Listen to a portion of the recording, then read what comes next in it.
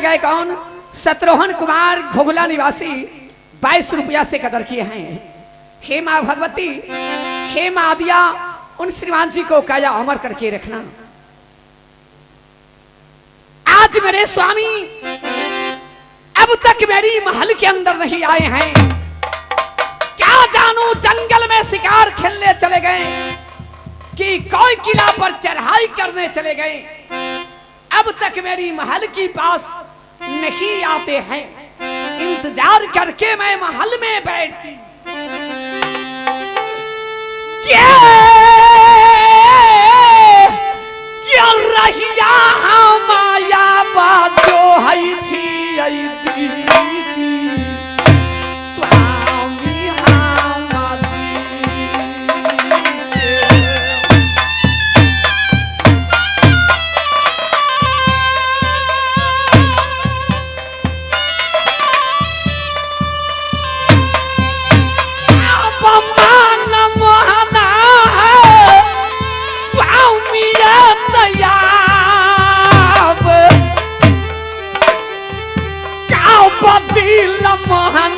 पिया माया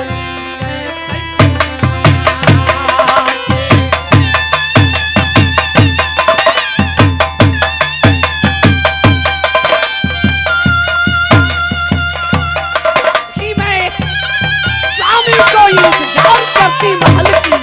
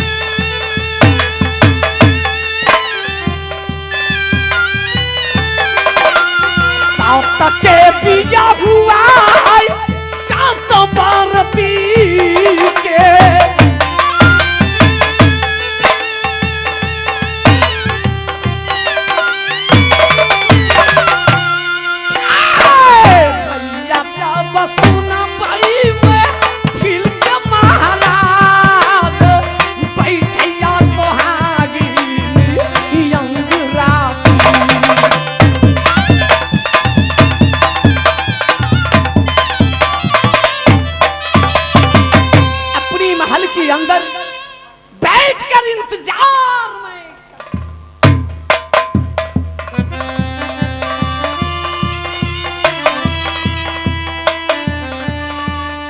मैं अपने भाई उदल से नदी गंगा पर मैंने झूठ बोला। किस लिए? कि अगर उदल डूब जाएंगे, हम डूब जाएंगे, भाभी मोरंग वाली और इंतजार करते करते महल को अंदर रहेगी। कहेगा कि देवर जी ज्ञानी होते हुए जब मेरे पति गंगा लाभ लिए, देवर एक बार खबर नहीं किए। इसलिए उदल को साथ झूठ बोलकर कि मैं पिंजरी जा रहा हूं, पिंजरी नहीं जाकर राज मोहब्बा मोरंग वाली को खबर कहूंगा कि उदल गंगा में डूब गया है। रसता ये था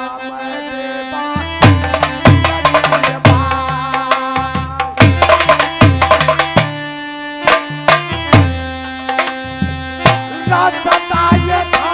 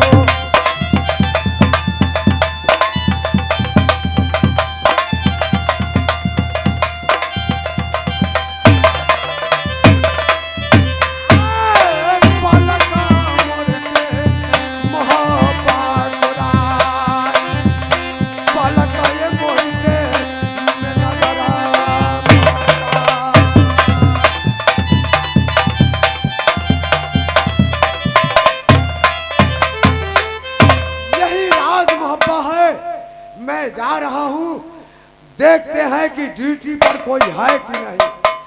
कोई है रे?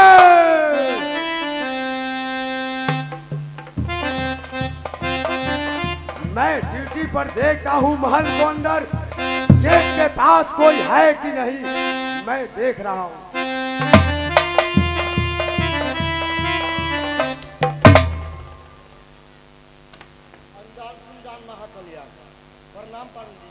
खुश रहो मिलन, तेरे उम्र लाख बरिस, जैसे नीर बढ़े गंगा को वैसे उम्र बढ़ता जाए।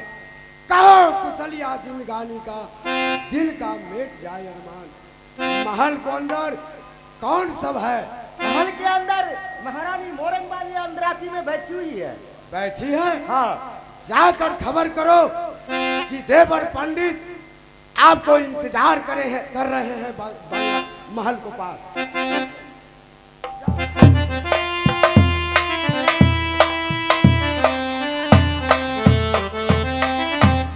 कथी कहली है? वही जो सुबह में खरियानी में जाके हम कथी करब? ए मिलन जी, सुबह में खरियान की बात नहीं कही है। क्या कही है? शुभ कल्याण। शुभ के मतलब बहुत दिनों तक आपने जिंदा रहिएगा। मिलन जी, मेहरानी, आज कारण क्या है महल के अंदर से बुलाने की? प्रधान जी आए हुए हैं। कौन है? प्रधान जी देवनंदन झा, पिंजरी वाले आपसे मिलना चाहते क्या देवर पंडित जी हैं? जी। देवर पंडित जी को महल के अंदर ले आइए।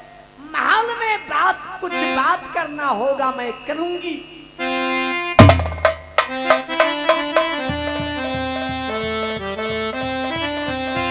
क्या ऑर्डर हुआ? प्रधान जी बोलेगा। मेरे साथ अंदराती में चलिए। ठीक है, चलो।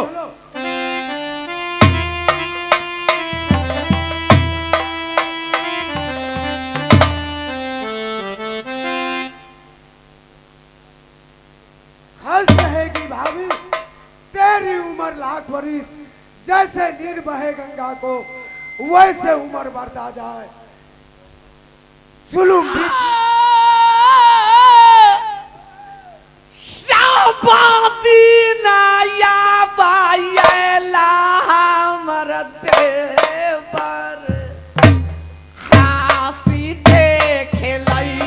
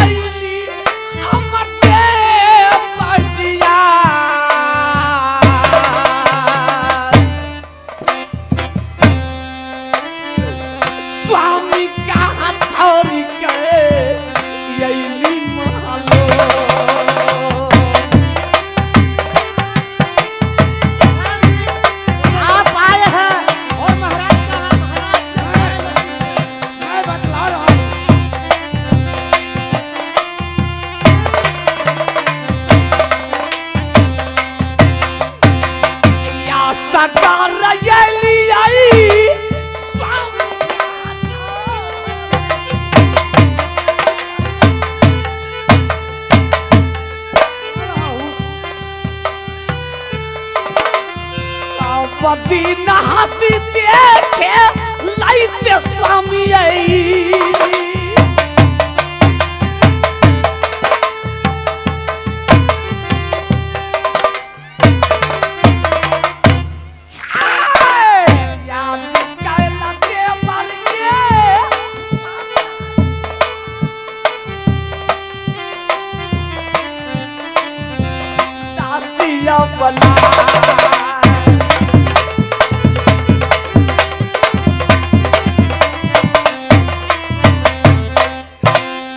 देवर जी, बोलेगी सब दिन आते थे महल में, हंसी खुशी से बात करते थे। जुल्म बीते गए, परलय हो गए, महापा हो गए अत्याचार, राज महापा अब न रहेगा, उधर डूब गए नदी गंगा में।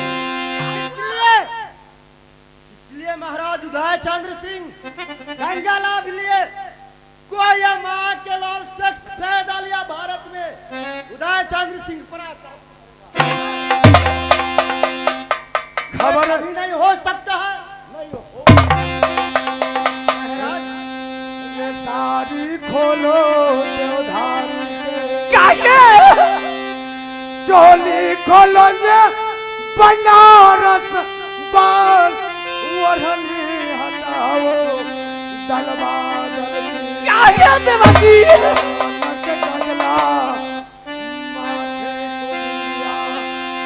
हाथ कंगन मां तुम फोड़ लेगी, सिंदूर धो लेगी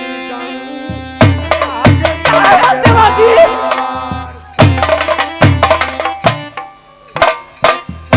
अपना महाबाज तुमको बचेगा। क्यों मैं डालू, क्यों मैं डालू?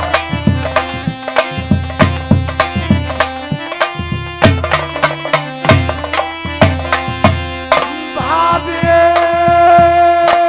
देवर जी, खबरा जना तुमको या क्या हुआ? खबरा जनाने आया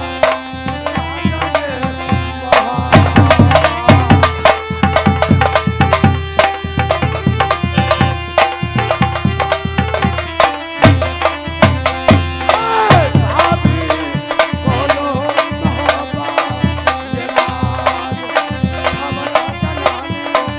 महल में आए। इसलिए देवर जी, क्या हुआ है? कारण क्या है? कारण क्या कारण, कौन सी कारण?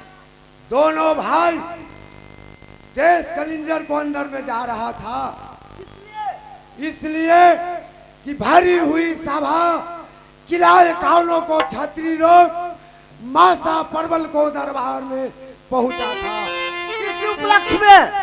और जोगा पैसा खेलने के उपलक्ष्य में। अच्छी बात। साल में एक बार जुगा पैसा होता है देश कलिंजर को अंदर में। अच्छा अपने अपने भाग किस्मत को छतरी लोग आजमाइश करता है। अच्छा, जब हम लोग दोनों भाई कुछ दूर था ही पहुंचने के लिए, एक उसमें से बुढ़ा, उसको नाम माहिल सिंह था, और कहा ये छतरीगण 9 गज लंबा, 6 गज चौड़ा, लौटड़ी बाल और तलवार लेकर वो कौन वीर आ रहा है? छतरी से। हाँ, छतरी ने कहा कि ये माहिल सिंह ये राज मोहब्बा का उदल है, किला एकाउनों में वीरताई अपने दिखाया है, और वीरता पैदवी लेके अपने राज मोहब्बा यही कहा देवर जी। है। छतरी लोग वीर तो है, लेकिन उदल जिस जमीन पर बैठता है वहां का जमीन मैली हो जाती है। काहे? इसलिए मैली हो जाती है कि उदल राज महब्बा का निपुत्रा है।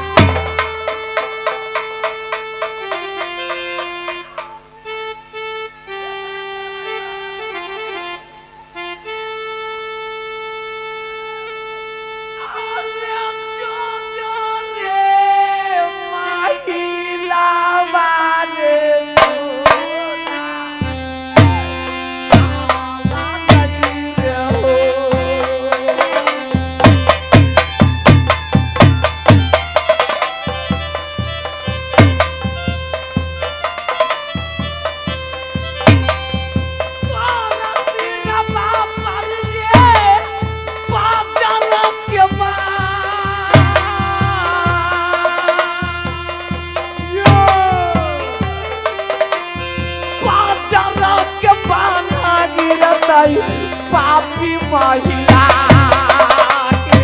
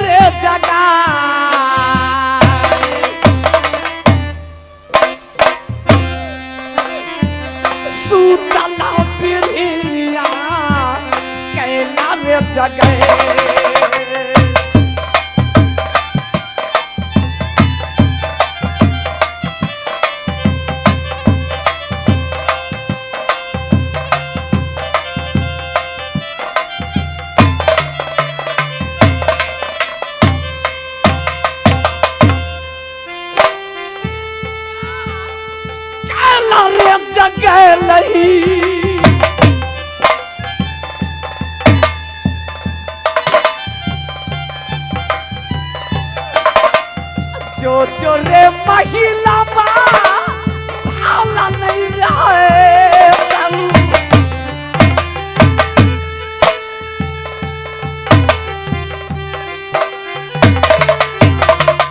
पापी तोरा गिरत बाजारा के बान रे पापिया बची।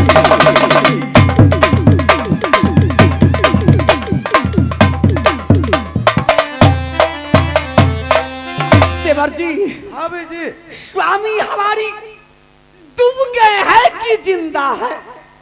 ए भाभी, मैं पत्रा को बहाने करके तुम्हारे खबर जनाने के लिए मैं कहा कि देश पिंजरी जा रहा हूँ। अच्छा, मनुष्य 4 चीज से डूबता है, उससे मुक्ति प्राप्त नहीं होती है मिलन। अच्छा, उसे कहकर उल्टा सीधा समझाकर नदी गंगा धार पर ठहराए हैं कि हम पत्रा लेकर आएंगे तो दोनों जोड़ी डूब जाएंगे। चूग्या जी हाँ, देवर पिंजरी नगरी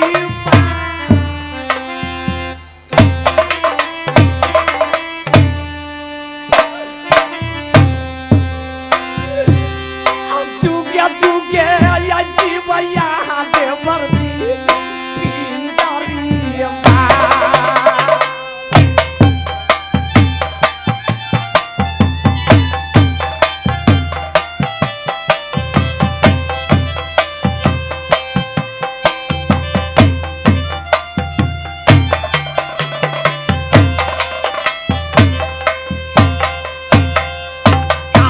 स्वामी जिंदा है गंगा जी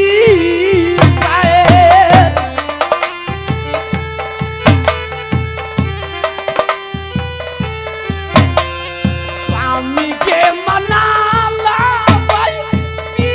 गंगा जी से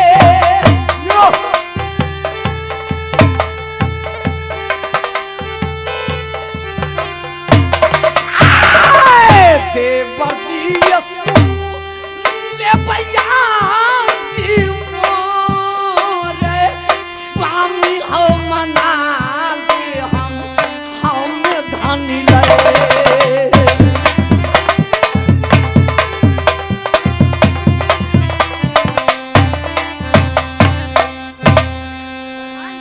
बोलेगा मिलन, इसीलिए आप झूठ बोलकर महाराज से आप आए हैं मोहब्बत खबर जलाने के लिए, सूचना करने के लिए, महारानी के लिए। हाँ, अगर महारानी में क्षमता होगी तो उदल को मना सकता। देवर जी बोलेगी, चलिए मेरी साथ अवश्य मैं मनाऊंगी।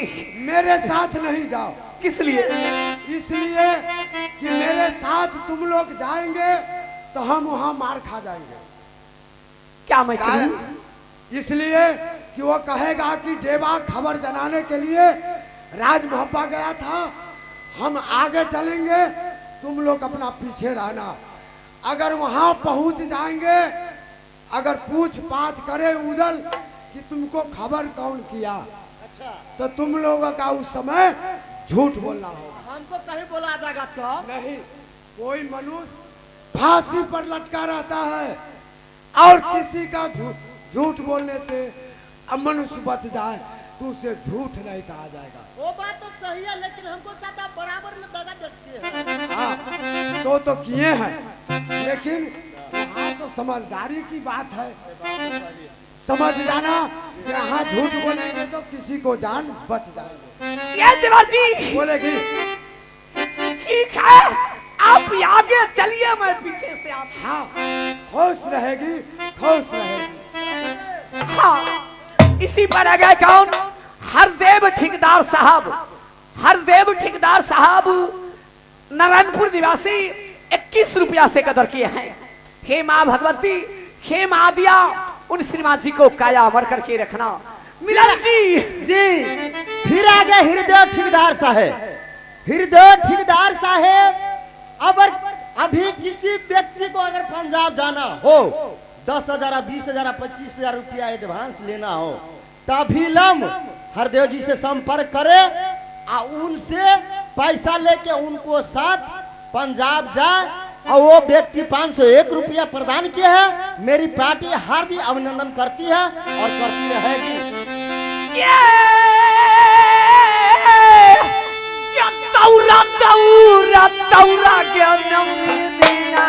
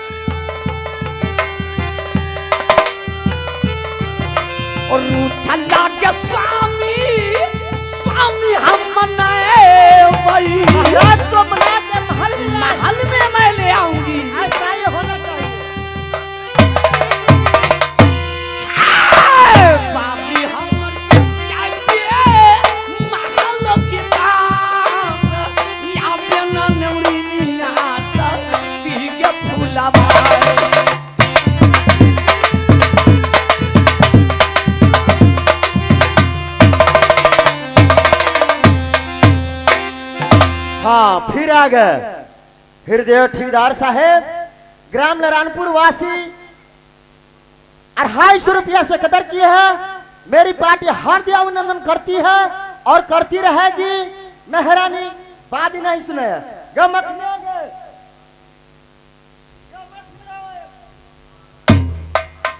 गमखने गे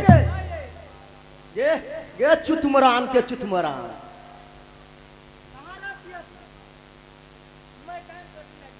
कौन सी काम करती है? अंगना घर बहारने लगे मैं। अंगना घर जो बहारने लगती है, कान में सरवन जाती है, आवाज जाती है या न जाती है? सरवन गए तो फिर मैं आई, फिर आ गई है। ये कपड़ा रखो ना माथा पर।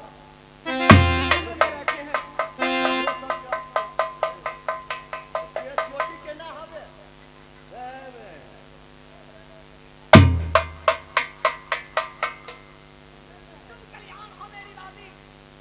तेरी उम्र लाख वरिस, जैसे नीर बहे गंगा की वैसे उम्र बढ़ता जाए।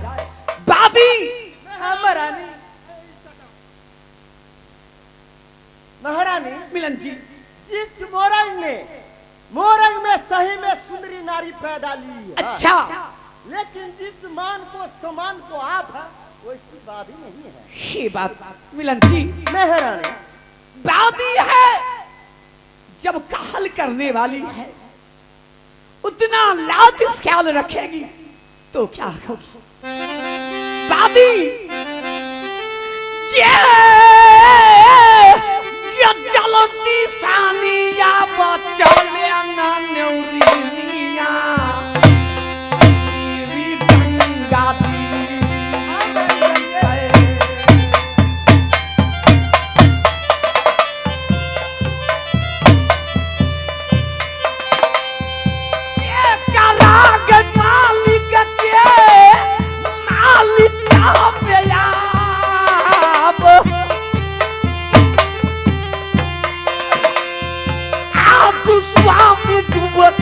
मारई असीरी गंगा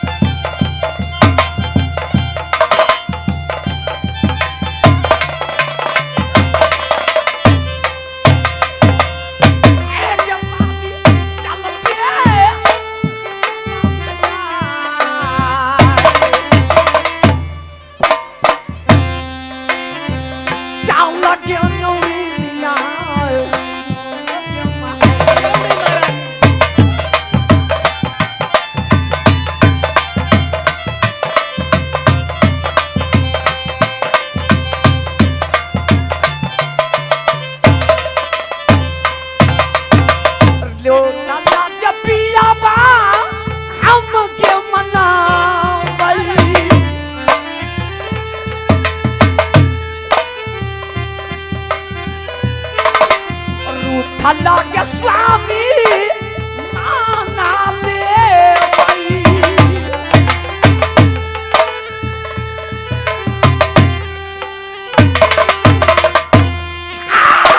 स्वामी हमर चले ना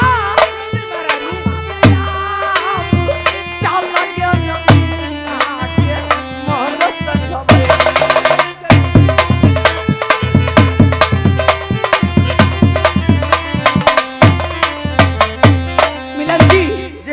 आप भी चलिए, दादी भी चलेंगे।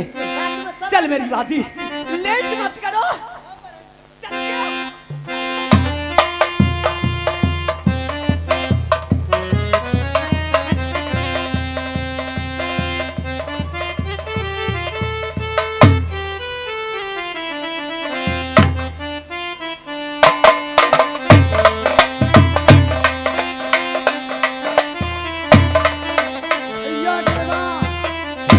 लेकिन लौट करके नहीं आए।